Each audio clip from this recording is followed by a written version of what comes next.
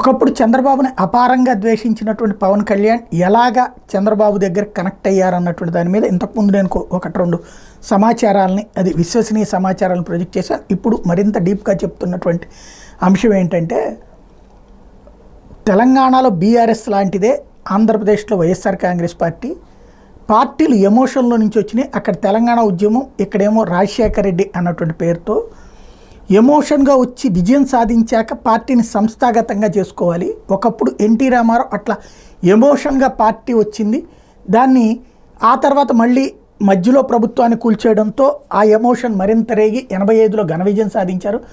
దాన్ని సంస్థాగతంగా సెట్ చేసుకోకపోయేటప్పటికి సంస్థాగతంగా బలమైన నిర్మాణం ఉన్నటువంటి కాంగ్రెస్ పార్టీ అంత పెద్ద ఎన్టీ రామారావుని గద్దెదించి 89లో అధికారంలోకి వచ్చింది.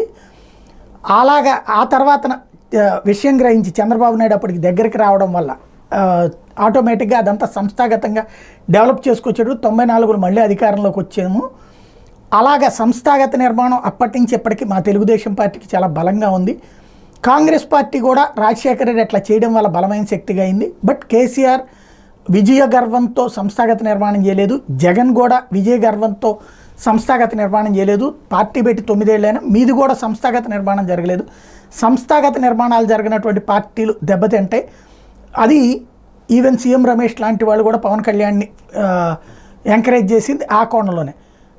వాళ్ళది 100 రోజుల్లో కుప్పగూలింది బీఆర్ఎస్, ఈయనైతే 100 గంటల్లో కుప్పగూలిపోతుంది. కాబట్టి ఆ ప్లేస్లో అప్పుడు మీరు చేతిలోకి వస్తుంది. అప్పుడు సంస్థాగత నిర్మాణం ఎట్లా చేయాలో చంద్రబాబు గారి గైడ్లైన్స్లో చేసుకుంటూ వెళ్ళిపోతే సక్సెస్ఫుల్గా వెళ్తారు, శాశ్వతంగా ఉంటుంది మీ పార్టీ అని చెప్పడం వల్ల పవన్ కళ్యాణ్ ఇట్లాగ టర్న్ అయ్యారు అన్నటువంటిది ప్రధానంగా చెప్తున్నమాట.